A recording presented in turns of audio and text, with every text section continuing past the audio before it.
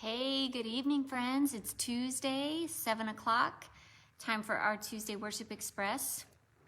It is June 1st. We are entering into the summer activities of camp and baseball and softball and swimming and all of those fun things. We had our first day of summer school today, which was really busy and fun.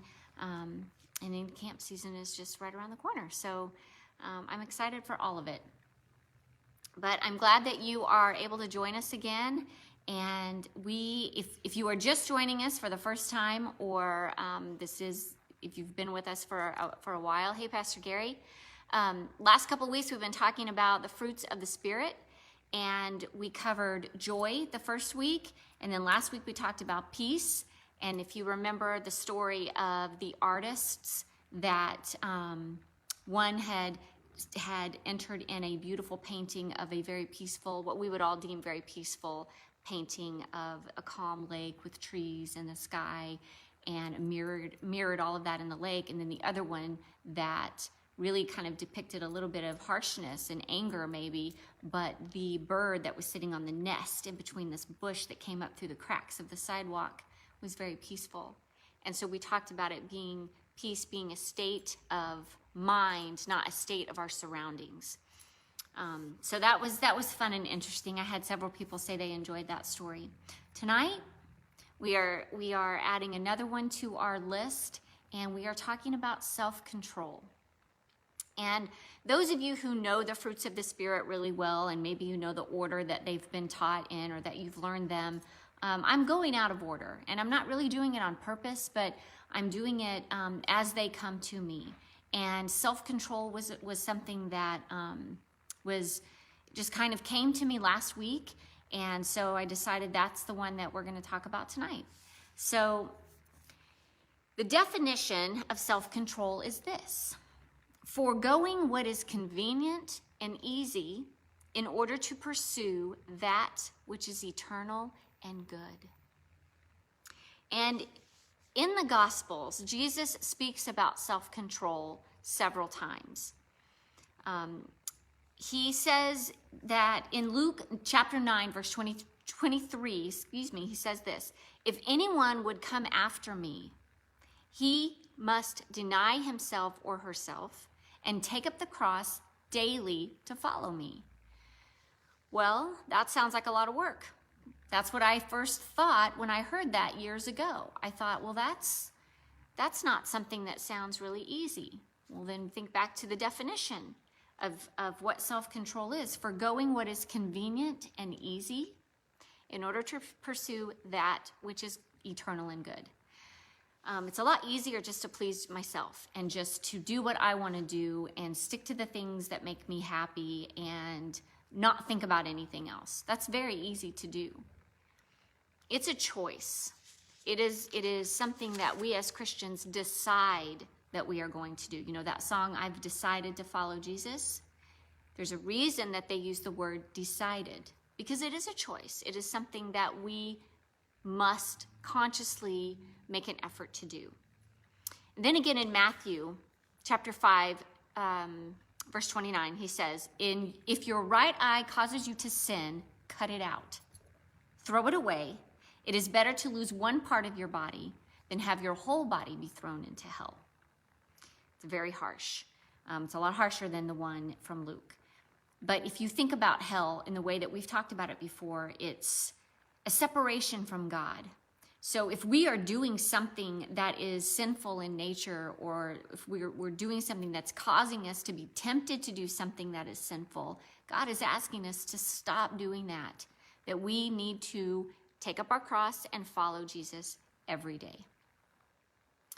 Throughout the Bible, we see evidence that self-control is a denial of one's self, not a reliance of oneself. I don't know how many times I can say the word self, but it's a lot. Self-control is listed as a fruit of the Spirit. And if the power of self-control came from us, then Paul wouldn't have listed it in his letter to the Galatians as one of the fruits of the Spirit, right? So the reality is that the power needed to gain self-control can only come from God. He is the one that places those fruits in our hearts and then feeds them with things that we learn in Scripture, things that we learn at church, things that we learn through Bible studies, through youth group, through VBS, all of those things that we participate in. They continue to feed the fruits of our spirit so that we're able to continue to grow them, to nurture. So self-control is more than just saying no. It's more than just saying no to that last cookie or that piece of cake or that food that we really, really like but doesn't make us feel very good after we eat it. It's more than that. So there's worldly self-control, which is kind of what I was just talking about, and then there's Christian self-control. And I'll try to explain the difference the best that I can. The difference is the source and the credit. So where does the power come from? That's what I mean by the source. Where are we getting this self-control? Do we pat ourselves on the back and say, way to go, Meredith, you didn't eat that cookie, you didn't eat those things that make you feel bad, or you didn't go out and do all that shopping, or you didn't have these, tempestuous thoughts in your mind, way to go? Or am I relying on the power and the fruit of the Spirit that Christ has placed in my heart and let that dwell in me? Which one am I relying on? Who gets the credit? So that's the source and the credit. Am I giving myself the credit, or am I giving God the credit and the glory that he deserves? Because he's placed it there. He's cultivating it by continuing to ask me to follow him so that I can help these fruits of Spirit grow and nurture them until they are where they need to be. So we as Christians we play a part in this too. We have to allow ourselves to be transformed sometimes if the way that maybe we're living our lives is not the best that we can be. If we're not at our best with God, we are doing it another way. We are following something else. We're not on the narrow path that he has provided for us. That's when we find out that the promise of God is greater than the promise of sin. So when we believe the promise of temptation, then we have no chance of living with self-control, because the promise of temptation doesn't allow for that fruit of the Spirit to live in our hearts, to live in our minds, to take up residence in our existence. But when we believe the promise of God of eternal life, then self-control begins to take root in our spirit. So I want to go back to this being a decision, that this is not just, this isn't just an option for Christians. We have been given this list of the fruits of the Spirit, and it is right up there. This one, self-control, is right up there with love and faithfulness and peace and joy. It's a big one. It's a really big one. And I believe that once we have mastered this one, the self-control, then we leave room for the other ones, the other fruits of the Spirit, to dwell and to grow within us as well. It was months ago, but this is a very small example. Sometimes when I see something on Facebook, I use that a lot because that's one that people like to share their thoughts and their opinions very freely. And it was months ago, but something was said about someone that's very close to me, someone that I love very much. And it was all that I had. Well, I'm taking the credit. It was all that I could do, that because God had given me the self-control not to, was to say something that maybe I would regret later.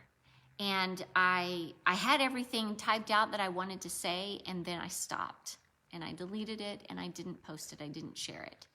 And I believe that was God intervening, saying, I have given you this self-control, you need to use it. And I think that can work in lots of aspects in our life. If we are in the heat of an argument, or we have something that we really want to say, but we know it's not kind. We know that gossiping isn't going to do what we think it's going to do. Is it going to make us feel better? it kind of takes us back to those very initial things that we learned in kindergarten, right? If it's not kind, don't say it. If what you have to say is not going to be nice, then don't say it at all, right? That's what we learned a long time ago. It's self-control that continually we have to feed that seed that's been placed in our heart. So I'd like to end with a story because it is summer, because it is baseball season.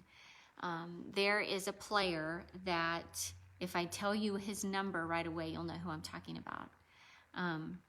There was a movie made about him, and he did a lot of firsts for his community and for the sport of baseball, and for all of us who want to strive to be better, for those of us who are looking for those heroes in our lives to inspire us and encourage us.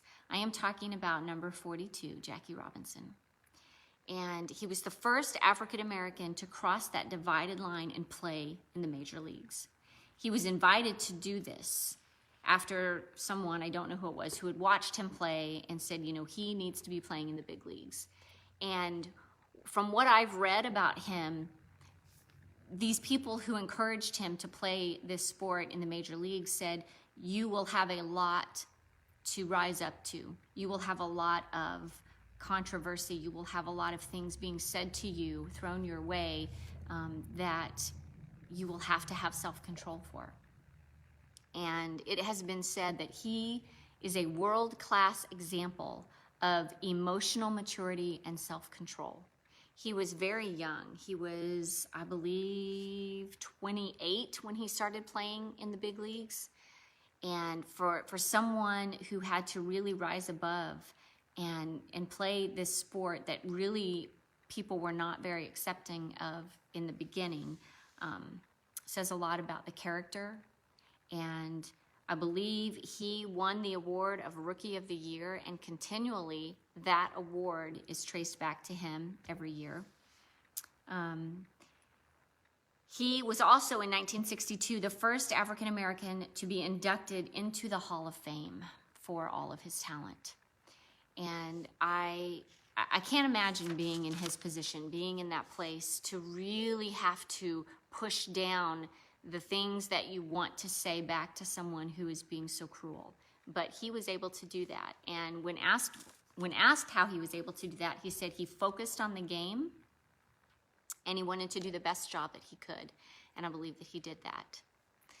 So my encouragement for you this week is for you to allow God to work in your lives, to allow the fruit of the Spirit to really come out in those things that we've talked about, kind of seeking the joy, seeking the peace, and trying to find those moments when you have to rely on your self-control that God has given us.